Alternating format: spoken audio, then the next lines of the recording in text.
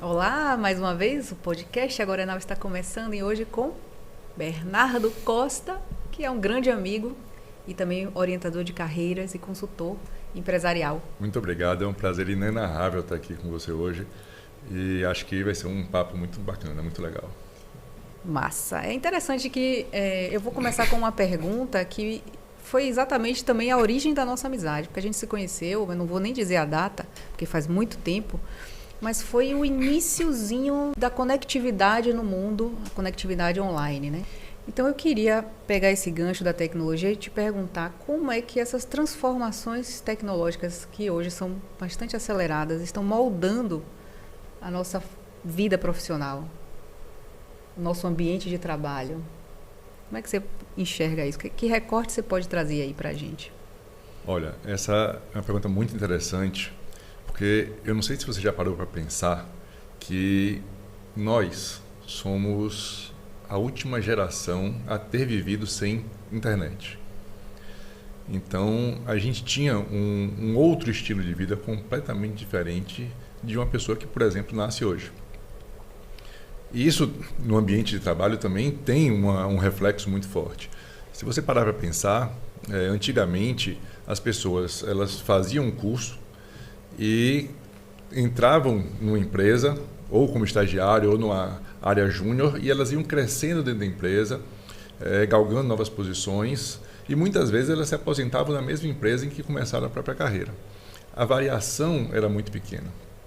Hoje em dia, a gente tem uma variação muito maior. A gente tem empregos muito mais flexíveis, empregos híbridos. Então, assim, só aí já foi uma mudança muito grande. Hoje, existem alguns estudos que mostram que a gente vai fazer em torno de 8 movimentações dentro da carreira. Antigamente era muito menos. E hoje também, sim, antes você entrava na faculdade para fazer um curso. Então, os nossos pais, nossos avós, um dos grandes méritos que eles tinham era de conseguir colocar o filho numa faculdade. Hoje você tem o conhecimento aberto a todas as pessoas online e você pode se autoeducar de uma forma muito mais fácil, muito mais barata, aprender coisas novas. Então, assim, o conhecimento ele está difuso por aí. É outra coisa que muda também muito a dinâmica das relações de trabalho. Então, por exemplo, hoje você tem a possibilidade de ter um trabalho remoto, que antigamente era muito difícil de você ter. Você tem a possibilidade de ter trabalhos híbridos, ter até 2 ou 3 trabalhos. Então, isso tudo muda muito a dinâmica, porque vai mudar a dinâmica de liderança.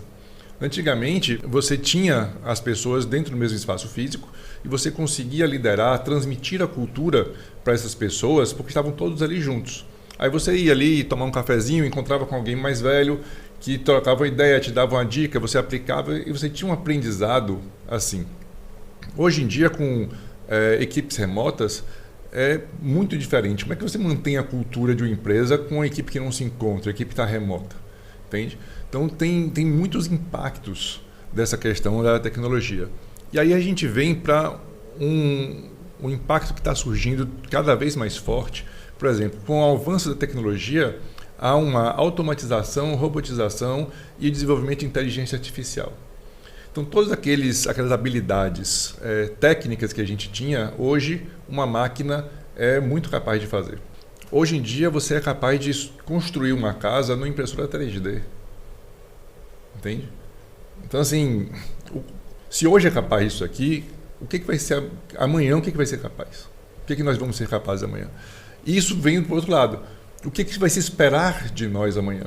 Então, eu acredito que o que se espera da gente é que a gente aprenda a ser mais humano, a conectar mais com as nossas emoções, com os nossos sentimentos e, através disso, fazer coisas que a máquina ainda não é capaz de fazer. Ou seja, desenvolvimento de criatividade, pensamento estratégico, a própria liderança em si. Eu acho que a gente tem nuances da liderança que a gente tem que desenvolver muito ainda. Então, tudo isso são impactos muito diretos da evolução tecnológica no dia a dia do nosso trabalho. Massa. Você falou uma palavrinha aí que eu peguei esse gancho, que é reaprender. E aí eu penso, qual é o cenário que a gente tem hoje, né? Jovens entrando no mercado de trabalho ainda sem saber para onde ir e profissionais que já estão no mercado, mas não estão com aquela realização profissional que gostariam em uma determinada idade e estão fazendo um reposicionamento de carreiras. Então, existe um jeito certo de começar e recomeçar? Quais são os sinais que a gente pode ficar de olho? Porque, assim, eu sei que não tem uma receita, né? Mas o que a gente pode ficar de olho para estar sensível, para que a gente saiba para que caminho seguir profissionalmente, para que a gente chegue a uma realização profissional, né? Porque eu acho que tem muita gente que vai muito pela sobrevivência. Preciso ganhar dinheiro, preciso pagar a conta, preciso pagar boleto. Mas onde é que fica a realização profissional nessa jornada? Muitas vezes a gente está trabalhando e aquilo ali, quando não faz um sentido para a gente, é um esforço, é um estresse muito grande. Então, esse estresse, ele é ruim, tá? Agora, quando a gente faz um esforço muito grande por algo que tem sentido, a gente chama de quê? De paixão. A gente vai atrás, corre com vontade. Então, existe uma diferença. É lógico, se você se encontra hoje numa situação em que você vê que aquilo ali não faz mais sentido para você, você pode sim mudar, tá? Mas eu acho que você tem que planejar essa mudança, não é simplesmente desligar um botão e ligar outro, mas planejar a mudança. E aí eu acho que você tem que olhar um pouco para dentro, para entender assim, o que me move, qual é a minha motivação. Porque imagina o seguinte, uma pessoa que ela está num ambiente que não faz sentido para ela, mas ela vai todo dia trabalhar, ela tem a disciplina, mas ela não tem um sentido. Só que a disciplina, ela é uma coisa que normalmente a gente enxerga ou a gente sente ela como uma coisa ruim. É algo que eu não quero fazer, mas eu preciso fazer para ter um resultado lá na frente. Mas se esse resultado não faz sentido? Então, quando você tem um sentido, automaticamente você se torna disciplinado. Muita gente fala assim, a disciplina come a motivação no café da manhã. Eu acho que é o contrário. Por quê? Porque a disciplina, ela não é causa, ela é uma consequência. Você não faz as coisas porque você é disciplinado, é por você fazer as coisas que você se torna disciplinado. Só que para você fazer, você tem que ter uma intenção, você tem que ter uma vontade. Então, o motivo para a ação, a motivação, é o que faz com que você efetivamente faça. Então, se você tem um motivo, você automaticamente se torna uma pessoa disciplinada para fazer aquilo que você quer. Então, primeira coisa, a gente tem que olhar para dentro. Quer dizer, o que efetivamente me motiva? O que efetivamente é o motivo pelo qual eu acordo todos os dias, pelo qual eu saio da cama? Não precisa necessariamente esse motivo ser o trabalho. Mas se o trabalho for um meio para que você alcance esse motivo, essa motivação, já é uma grande coisa. Porque ele vai fazer um sentido dentro de algo maior. Às vezes o próprio trabalho é uma expressão da sua motivação. Às vezes ele é um meio para que você execute. Então, primeira coisa, entender o que me move, qual é a minha paixão, o que dá sentido para mim. Segunda coisa, assim, o que eu sou bom de verdade, tá? O que eu sou melhor que a maioria das pessoas ali ao meu redor? O que as pessoas reconhecem em mim? Tá? E com isso, você buscar trazer esse talento que já é natural seu para dentro de uma área que faça sentido para você. Porque se você começa a trabalhar muito fora daquilo que é o seu natural, você acaba gerando um estresse negativo. Agora, quando você utiliza algo no qual você já é bom, já tem alguma competência, aquilo ali tende a melhorar cada vez mais. Dá para identificar os pontos cegos, ou seja, aqueles pontos que estão te boicotando, comportamentos ou as próprias adversidades que aconteçam. Dá para identificar esses pontos cegos que vão desviar você desse caminho, né, de você estar encontrando o que te faz bem, o que te faz feliz, o que te realiza profissionalmente? Muitas vezes o ponto cego não é uma situação do mercado em si. Muitas vezes o ponto cego está dentro de você. Como você falou, são atitudes, comportamentos, sentimentos, até crenças que podem ser limitantes nesse processo e que às vezes a gente não percebe. Perfeito. Ou seja, a primeira coisa é entender se há uma repetição de um padrão de comportamento, de atitude, e entender como aquilo ali afeta o seu dia a dia no ambiente profissional, na sua carreira, se aquilo ali é positivo ou negativo. Se você identificar que aquilo ali é negativo, então buscar mudar essas questões. E aí, eu acho que é muito importante a capacidade de ouvir, de escutar. Então, e de proativamente buscar essas respostas. Então, provocar um líder a te dar um feedback mais direto sobre sobre o seu desenvolvimento, o que está pegando ali, o que ele enxerga. Porque às vezes a gente está tão envolto numa situação que a gente não enxerga, mas quem está de fora consegue. Então, se você não tem um líder para fazer isso, buscar alguém que possa. Busca um coach, um orientador de carreira. Ou se você quiser uma coisa mais rápida, você pode fazer um assessment, uma análise de perfil comportamental, que ela vai te indicar quais são os seus pontos fortes, quais são os seus pontos que você precisa desenvolver, quais são as suas principais características, quais são as suas tendências comportamentais, e você identifica ali o que efetivamente você pode fazer com aquilo que você já tem de dom e de talento. Porque imagina o seguinte, a gente tem um padrão de ensino que você precisa de uma nota média para passar de ano, tá? Em todas as disciplinas. Então você faz lá 8, 10 disciplinas por ano e você precisa de uma nota média para passar. Vou entrar um pouquinho aqui na sua semana e vou te perguntar qual era a disciplina que você mais gostava na escola. Literatura, português, né? Redação, história, geografia. Tá. E qual que você não gostava? Química. Química. Suponhamos que você chega em casa com o seu boletim para seus pais e você está lá com um 8 ou um 9 em comunicação e literatura e está lá com um 5 em química. O que seus pais dizem para você? Estudar mais. Estudar mais o quê? Química. Química. Ou seja, pega uma coisa que é fraca sua e estudar mais para melhorar. Isso faz com que você seja o quê? Você volte para a média. Para mediano. Você fica mediano como todos, né? Pois é. Então, assim, se você pegar o conceito de mediano, o que é o conceito de mediano? É medíocre. Então, a gente forma muitas vezes as pessoas para serem medíocres, no sentido de medianas. Medianas, a raiz da palavra é essa mesmo. Exatamente. Então, quando você pega aquilo que a pessoa já é boa, você olha, você é boa em comunicação, estude mais comunicação, para você se tornar ainda melhor. Ou seja, o seu talento sai daqui e vai para lá. Só que na escola a gente precisa fazer isso. Na vida, a gente pode fazer diferente. Porque a gente não precisa ficar focando o tempo todo nas nossas deficiências, nossas fraquezas. É lógico, algumas delas a gente tem que olhar e tem que trabalhar e desenvolver. Mas não precisa de todas. Por quê? Porque a gente pode terceirizar essas deficiências para pessoas que tenham isso como competência. E a gente focar nas nossas competências para sermos ainda melhores. Então você falou aqui, que você é uma pessoa que gostava de comunicação, literatura, e hoje olha a posição que você está. Você está como uma comunicadora.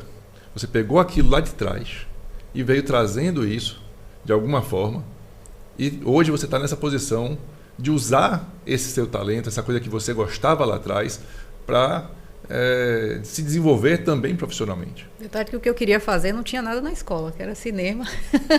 Pois é, mas a escola dá a base. Dá a base, e a gente precisa dessa base. Exatamente, e depois você vai desenvolvendo em cima dessa base. Exato. Então, na escola é importante que você passe em todas as matérias, mas na vida, em geral, a gente fica com esse contexto assim, fulano já é bom naquilo ali, ele tem que melhorar aquilo, e olha só para as fraquezas. Então, isso acaba fazendo o quê? Desmotivando a pessoa, porque você vai falando das fraquezas da pessoa e desmotivando. Muitas vezes a relação pai e filho é isso. Você tem que melhorar nisso. E nunca olha efetivamente o que o filho é bom. Exato. Então, na hora do filho escolher uma carreira, você não é bom nisso. Velho, mas o que eu sou bom? Muita gente, como você falou, passa a vida trabalhando em algo que não faz sentido, porque não sabe exatamente em que eles são bons. Quando eles descobrem isso, aí eles conseguem catapultar esse talento deles para que eles consigam efetivamente fazer uma diferença, e esse fazer a diferença na vida das pessoas torna-se significativo. Então eu brinco muito que meu trabalho é fazer com que as pessoas acordem toda segunda-feira inspirados a colocar seu melhor talento à disposição do mundo. Porque isso inspira as pessoas. Talvez a dificuldade para quem está começando, né, para os jovens, seja identificar para onde vai, porque assim ainda precisa se experimentar muito no mercado para que se façam escolhas mais assertivas. Então, como é que a gente pode direcionar isso? Talvez um autoconhecimento mais aprofundado, né? A gente sabe o que gosta, mas a gente não sabe como ganhar dinheiro com o que gosta ainda.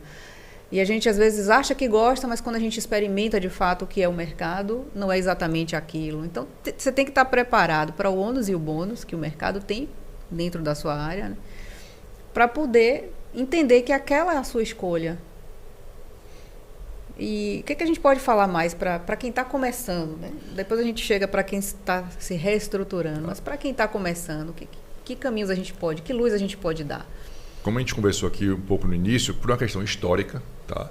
E também hoje por uma questão econômica, a gente tem uma tendência a querer ingressar no mercado de trabalho logo, conseguir uma posição e se desenvolver naquela posição. Historicamente, a gente fazia isso. A gente entrava numa empresa e ia galgando espaço naquela empresa. E hoje, para a pressão econômica, a gente quer logo remunerar o nosso trabalho para que a gente tenha uma condição de vida. Só que para quem está começando a jornada, o que eu poderia dizer assim, experimente. Porque você tem que ter repertório para saber o que você gosta. Você só vai ter noção daquilo que você gosta se você experimentar. Então, assim, até os pais que estão buscando o desenvolvimento dos seus filhos, coloque seus filhos em várias aulas. Tem gente que vai gostar de futebol, tem gente que vai gostar de violão, tem gente que vai gostar de arte marcial. Então, assim, vai percebendo o que conecta com a criança. E aí ela já vai tendo uma noção do que ela gosta. E no mercado de trabalho, o estágio serve para isso. Para você ir experimentando. Então, em vez de você pegar e entrar no estágio e ficar naquela expectativa de vou fazer o melhor trabalho nesse estágio aqui para poder me contratar e eu ficar na empresa. Vá com o pensamento de vou ficar 6 meses aqui e já vá pensando qual vai ser o próximo. Numa área diferente, talvez correlata, mas um pouco diferente, para você ir experimentando as situações. A sua trajetória, a gente já se conhece há muito tempo. É uma trajetória assim que claramente a gente vê você colocando o seu talento em prática desde muito jovem. É você pegar aquilo que você amava lá atrás, da comunicação, e você experimentando as várias áreas da comunicação. A arte também, com aquilo que você gosta, tem talento, se identifica, que é também a questão da tecnologia e do audiovisual. Então você uniu, olha, eu sou boa em tecnologia, me interesso por isso, aprendi, me desenvolvi nessa área e gosto de comunicação. Você uniu os dois. Entende? E é por isso que você hoje faz isso com a alegria que você faz. Infelizmente, muita gente não tem essa percepção ainda e às vezes é preciso alguém de fora para ajudar essa pessoa a entender, perceber e a colocar isso em prática. Porque, na verdade, não é assim esse mar de rosas, tudo lindo, não. Vão ter dificuldades em todas as suas escolhas. Então, que tenham dificuldades dentro do seu oceano, do seu mar, do que você faz melhor, porque não existe esse paraíso de trabalho e emprego em que não vai ter problema. Sim, mas assim, o que é o trabalho? Basicamente é você resolver um problema. Exato. Você trabalha para resolver o problema de alguém. Toda empresa, o cerne da empresa, o propósito da empresa é resolver um problema. Então, se não for o seu, é o de alguém. Você vai estar resolvendo um problema. E vão ter dias difíceis. Exato. Nem sempre vai ser fácil. Agora, se você faz uma coisa que te inspira, te motiva e que tem um sentido para você, você consegue passar aquilo de uma forma mais amena do que você está fazendo uma coisa totalmente sem sentido para você, que acaba gerando um estresse, aí gera um burnout, aí você fica mal. Então, assim, quando você tem um sentido, você consegue ter a motivação para ir passando por esses problemas, por esses momentos de dificuldade na vida, na carreira, de uma forma, não vou dizer assim, mais fácil, mas com mais propósito, com mais intenção. E agora, para quem está se reestruturando na carreira, né? Porque como é que a gente pode analisar?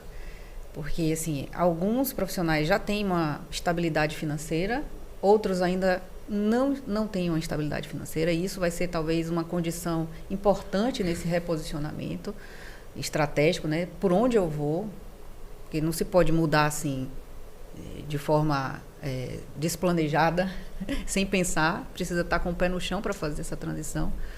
Mas como é esse cenário para quem está se reposicionando, provavelmente em busca de algum propósito que se conecte mais com o seu labor? Tá, por exemplo, a gente tem uma expectativa de vida maior do que nossos pais, nossos avós. Tá? Eu estaria com 90 anos agora. Então. Pois é. Então, assim, essa expectativa de vida dá a gente uma capacidade de ter mais de uma profissão.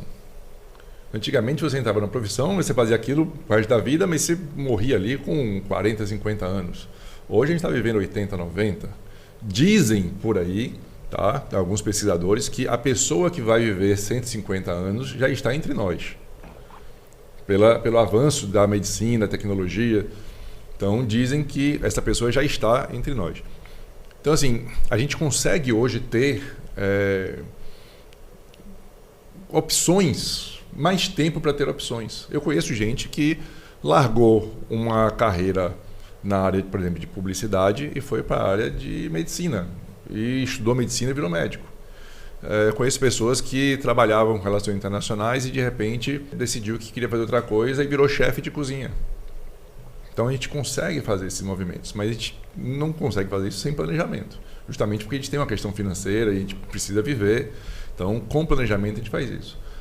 E como eu estava falando, assim, a gente tem que entender o que conecta com a gente.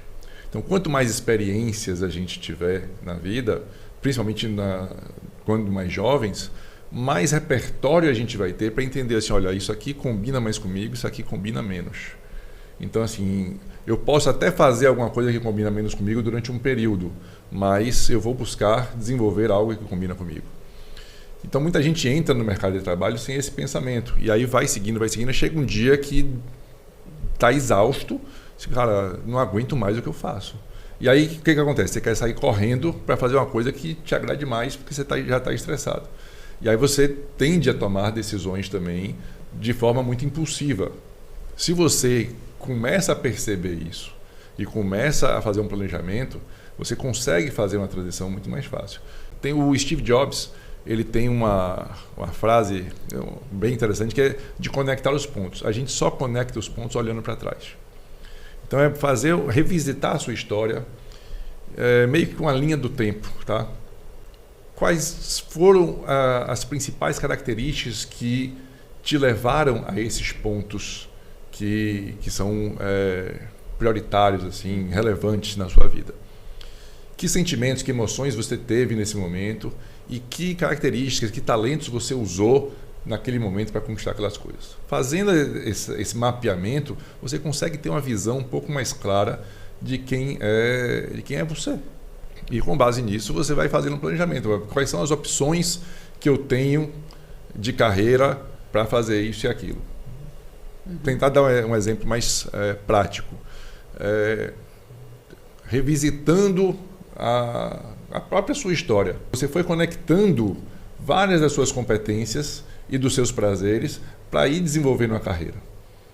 É a mesma coisa agora para uma pessoa que está querendo mudar. É entender quais são esses pontos e começar a fazer essas conexões para poder fazer essa transição. Eu tenho uma certa dificuldade de separar, porque a área de atuação profissional minha se confunde muito com hobby. Então, eu estou o tempo inteiro fazendo isso e não me cansa, porque, como eu falei, é prazeroso. Eu gosto de fazer. E na época que eu escolhi, a gente fala assim, né, de pontos, de identificação, mas é muito difícil você saber esse caminho quando você tem 18 anos. As cartas não estão todas na mesa. Eu lembro que, por exemplo, eu gostaria de fazer cinema, mas não tinha nenhum curso de cinema próximo a mim. Eu poderia fazer cinema. Então, o que eu fiz? Eu fiz um quebra-cabeça de formação, de graduação, de especializações, de mestrado. Essa experimentação que a gente conversou no início, né? Essa experimentação para poder unir, até porque a gente não é uma coisa fechada, né? A gente é uma construção. Então, foi assim.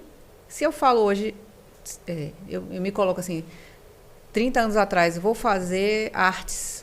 O pessoal ia estranhar. E sim, vai ganhar dinheiro como? Olha eu ganhando dinheiro com arte, com comunicação, com audiovisual, tecendo também o cinema. Então, essas regrinhas que a gente fica buscando, nossa sapiência tem que estar em construir, fazer essa construção desse quebra-cabeça, pegar o que tem de melhor nessa sua trajetória, porque tudo vai contar como experiência. Você pensa que você faz uma capacitação e não vai servir para nada, ou você está num emprego que não vai servir para nada, está servindo, sim. É um degrauzinho que você está colocando que vai ser ponte para o próximo passo. Aí eu devolvo agora a pergunta para você. O currículo, eu ouço muita gente perguntar, o currículo importa menos ou mais do que as decisões que a gente toma? Ou como é que a gente arruma esse currículo para se recolocar no mercado? Você tem hoje o privilégio de trabalhar com uma coisa que faz sentido para você e que você gosta muito e te motiva a trabalhar com isso. Tanto é que você falou que você confunde o seu trabalho com hobby, que te dá muito prazer. Isso é muito bom e assim, é a intenção que todos nós consigamos chegar nesse ponto. E eu sei que mesmo nesse ponto que você chegou, existe um processo também que muitas vezes é muito difícil, não é tudo fácil. Tá? Todos os dias não são prazerosos. Mas, no geral, você tem esse prazer com o trabalho que você desenvolve.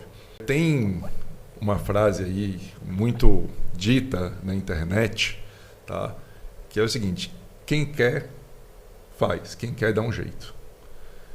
Então, você foi dando o seu jeito à medida que você ia tentando encontrar uma forma de chegar onde você queria. Então, primeiro, você tem que saber onde é que eu quero chegar. E com base nisso, assim, quais são as possibilidades que eu tenho hoje? E aí você começa a fazer com base em cima dessas possibilidades que você tem hoje. E aí você vai fazendo o seu quebra-cabeça. Então, cada pessoa vai fazendo o seu quebra-cabeça para chegar aonde se espera. Mas, antes de tudo, o que eu quero para mim? O que eu quero da minha vida? Mas eu acho que esse é o desafio para quem é muito jovem. Entendeu? Sim. Como a gente já falou aqui, né? Que a gente precisa experimentar e tudo mais, mas saber para onde ir, como é que eu recalculo essa rota, né? Não é fácil. Para a pessoa muito jovem, ela tem que calcular a rota. Para quem já está no meio da carreira, ela vai recalcular a rota. Então, para quem está começando, é aquela coisa, a experimentação. Você tem que ter repertório. Você tem que olhar assim, o que eu gosto de fazer? E começar a trabalhar, buscar trabalhos em coisas que você tem alguma afinidade, ou que você acha que tem afinidade, mesmo que você depois descubra que não tinha tanta afinidade assim. Mas ter repertório e experimentar, entende? Agora, a pessoa que já tem uma certa bagagem, ela tem que olhar para trás e dizer, bom, o que eu fiz até aqui, em que eu fui bom efetivamente, o que me diferencia das demais pessoas, tá? E como as pessoas me reconhecem no que eu sou bom. Mais uma vez, voltando ao Steve Jobs. Ele largou a faculdade porque ele não se via fazendo aquilo que ele foi estudar, mas de repente tinha um curso sobre caligrafia. E ele achou interessante e foi fazer, totalmente desconectado com tudo que ele já tinha feito na vida dele. E achava que nunca ia usar aquilo para nada na vida dele. De repente, quando ele cria lá a Apple, né? E cria o Macintosh, que foi o primeiro computador. Ele cria as fontes diferenciadas para computador. Isso mudou completamente o jogo na área de tecnologia. Você tem diversas fontes tal, com base nesse histórico dele. Então, assim, pensa aí, teve alguma coisa que você fez que você acha que não serviu para nada na sua vida? Será realmente que não serviu ou você ainda não conseguiu enxergar a utilidade daquilo? Quando você tem a motivação, você tem o sentido, você tem o desejo, você vai encontrando caminhos para chegar nele. Às vezes é mais tortuoso, às vezes é menos. E lógico, quando você faz esse trajeto sozinho, sem uma orientação, sem um planejamento, a tendência é que você demore muito mais para encontrar esse caminho. Quando você faz isso com um apoio, com alguém com um olhar de fora, perfeito, que consiga enxergar com um método, com estrutura, para te ajudar a construir esse caminho, a tendência é que você faça isso muito mais rápido e não tenha tantas dores quanto uma pessoa que faz sozinho tem. Então é meio que um curador ali que vai te ajudando a percorrer esse caminho. Aí você vem para a questão do currículo. Como é que você conta essa história toda no seu currículo? O currículo ele é um resumo, tá? Do que você já fez na vida. Mas ele por si só não conta exatamente uma história. E esse currículo, existe um estudo que foi publicado na Harvard Business Review que diz que um recrutador ele leva em torno de 7 segundos para olhar um currículo e ver se ele passa para frente ou é descartado. 7? 7 segundos.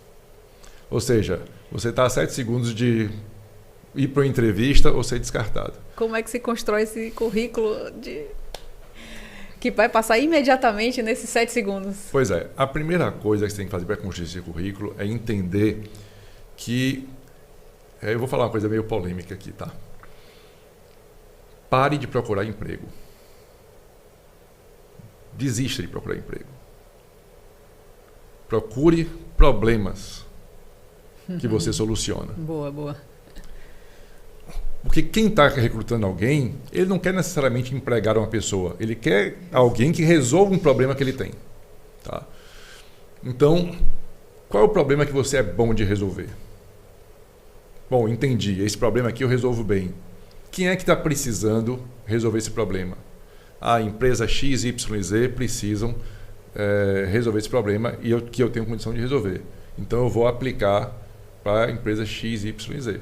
Porque tem gente que sai distribuindo currículo aí à torta e à direita. E aí fica, porque o mercado está difícil. Não, mas você que está sem estratégia. Você não sabe o que você quer. Você está desesperado, mandando currículo à torta e à direita. O mesmo currículo para todo mundo. Tá? Que não diz muito sobre você e principalmente não diz o que a pessoa que está lendo o currículo quer ver ali. Para dizer assim, bom, esse cara aqui tem condição de resolver o meu problema. Então, vou chamar ele para uma entrevista, ver se ele é bom. E aí, na entrevista, ele vai conhecer mais a sua história. Então, a primeira coisa é que você tem que entender qual é o problema que você resolve bem, aplicar para vagas que estejam precisando de pessoas como você e mostrar no seu currículo que você resolve esse problema. Então, assim, você tem que adaptar o seu currículo para a vaga. Passou dessa etapa, aí você tem que contar a sua história. E aí você tem que fazer a sua narrativa. Porque não é simplesmente assim, olha, eu tenho experiência, vou ser contratado, mas eu tenho experiência e tenho toda essa bagagem por trás. Aí você traz toda a sua história, toda a sua bagagem. Mas a primeira coisa é que tem que estar muito claro. Então as pessoas fazem currículos muito longos às vezes. O currículo tem que ser uma coisa muito sucinta e muito clara, assim, ó, eu resolvo isso aqui. Eu já fiz isso, sou formada nisso, mas resolvo isso aqui. De cara tem que ver, eu resolvo isso aqui. Minha experiência é essa. Por que eu resolvo isso aqui? Porque eu já tive essa experiência e eu estudei, me capacitei nesses lugares e me ensinaram a fazer isso aqui. Simples assim. A estratégia de recolocação é muito mais você se vender do que você procurar um emprego. Tá? Ideal. O tempo todo você está se vendendo. Então você tem que mostrar o que eu faço de melhor. Então, assim, o que a pessoa ali está buscando? Como é que eu caso a dor da pessoa com a solução que eu ofereço?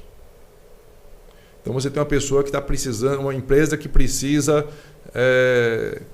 de um sistema de dados onde ela possa fazer as análises que ela precisa para tocar o negócio. Pô, eu desenvolvo sistemas. Eu aprendi por quê? Porque eu fiz análise de sistemas na faculdade. E eu trabalhei nessa outra empresa desenvolvendo o sistema. Então eu tenho um potencial de resolver o problema da pessoa. Agora, eu fiz análise de sistemas, mas eu vou aplicar para uma área de marketing. Tá. Aí você vai ter que contar uma história que talvez não caiba no seu currículo e talvez a pessoa não tenha nem acesso à sua história, para que você tenha a oportunidade de contar uma história que justifique você ter uma bagagem e estar aplicando para outra. E diante disso tudo, como é que a gente encontra sentido naquilo que a gente faz? Imagine que você é uma pessoa muito detalhista, muito perfeccionista, e isso é uma coisa que eu recebo muito nas entrevistas de emprego. Né? Qual é o seu defeito? Ser perfeccionista demais. Então, assim, mas imagine que você tenha uma tendência a buscar ser perfeccionista, muito detalhista. Em que vaga você se encaixaria melhor? Entende? Você pega uma pessoa com esse nível de concentração, tá? E coloca ela para fazer uma venda que dependa de um poder de persuasão e influência muito grande. Ou então num ambiente de muita gente, muito caótico. Essa pessoa não vai performar. Por quê? Porque ela é uma pessoa que a competência dela é a concentração. Perfeito. E no ambiente caótico você não consegue se concentrar. Agora você pega uma pessoa muito expansiva, muito sociável, extrovertida, que gosta de conversar e bota ela numa sala para fazer conciliação bancária, olhando planilha o dia inteiro, sozinha. Ela vai surtar. Entende? Então, você tem que entender um pouco quem é você, qual é o seu perfil, para você entender exatamente que vagas e que posições se encaixam melhor com esse seu perfil para que você tenha motivação para fazer. Então, você fazer minha primeira dica, assim, faça uma análise de perfil comportamental. Porque você vai entender as suas tendências de comportamento, aonde você performa melhor, tá? Quais são os seus fatores motivacionais. Por exemplo, tem pessoas que o fator motivacional ele é um fator teórico. Ele gosta de descobrir a verdade, ele gosta de compreender o porquê das coisas. Então, todo o trabalho que ele puder ter um nível de aprendizado maior vai ser um trabalho que vai motivar a ele. E como é essa metodologia de fazer essa análise de perfil? É muito simples. Eu vou até fazer então uma coisa aqui para quem está assistindo o podcast hoje. Tem como deixar um link no... Tem. Pronto, vou deixar o link, pedir para a Naline deixar um link. Você vai clicar no link e vai fazer um teste. Tá? O teste dura em torno de 15 minutos. Você vai responder o teste e você vai ter um resumo do seu perfil gratuito. Tá? E aí você vai ver um pouco quem é você. E aí depois você vê se bate ou não bate com quem você acha que você é. E aí, se puder depois, me manda mensagem e me diz se casou ou não casou com quem você é. Eu vou lançar esse desafio aqui. Ótimo. Viu? Então aí fica aí, é gratuito. Você clica no link lá e faz o teste.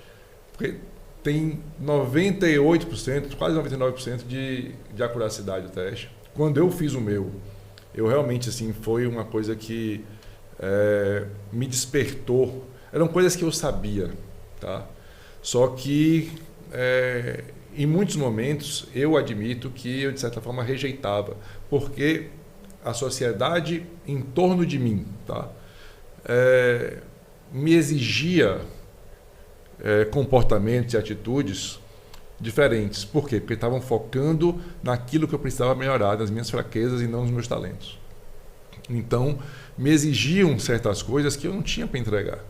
E eu achava que eu tinha que entregar aquelas coisas, e por isso eu achava que eu não era bom o suficiente. Velho, se eu não consigo entregar isso, é porque eu não sou bom. E isso foi minando a minha confiança durante muito tempo. Quando eu vi isso escrito, eu disse, velho, esse sou eu. Essas aqui são as minhas competências. É aqui que eu sou forte. Assim, velho, eu tenho que tomar uma decisão. Ou eu vou agradar os outros, ou eu vou agradar a mim. E assim, não é que eu não sou bom por não fazer determinado tipo de coisa, mas eu sou bom aqui, nesse outro patamar. Se eu pegar esse outro patamar e eu elevar esse patamar, eu vou ser melhor ainda. Então eu tenho que focar nisso aqui. E não no que o outro está me exigindo muitas vezes. Porque muitas vezes o olhar do outro é para aquilo que você precisa melhorar, não para aquilo que você já é bom. Ah, você já é bom nisso, você não precisa não. Mas isso aqui você precisa melhorar. E melhorar uma fraqueza é muito difícil muitas vezes. E quem disse que a gente tem que ser esse onipotente? Pois é. Nós não somos super-heróis, não somos super-homem. Então, assim, a gente já tem certas características, certas qualidades, que se a gente potencializar isso, a gente vai ter um ganho muito rápido e muito, muito intenso, muito forte. E eu percebi isso quando eu realmente li esse velho, realmente, assim, tipo, esse aqui sou eu. Eu não sou aquela outra pessoa que meu ambiente exige de mim. Então eu vou direcionar meus esforços para ser o melhor do que eu já sou. E não para ficar tentando equilibrar minhas fraquezas e de repente me tornar uma pessoa medíocre, no sentido do mediano. Exatamente.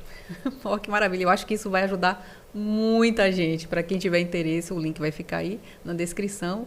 E eu acredito que pode ajudar bastante aí para quem está nessa situação ou de escolha de um caminho profissional ou de uma recolocação profissional.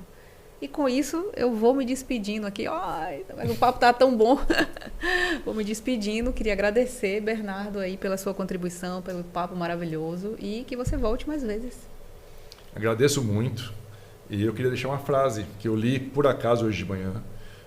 para quem está ouvindo aqui, que é o seguinte: às vezes a gente fica tão ocupado pensando em quem a gente quer ser que a gente esquece quem a gente já é. Então acho que é importante a gente entender quem a gente já é, até para que a gente possa crescer e buscar aquilo que a gente quer ser. Maravilha.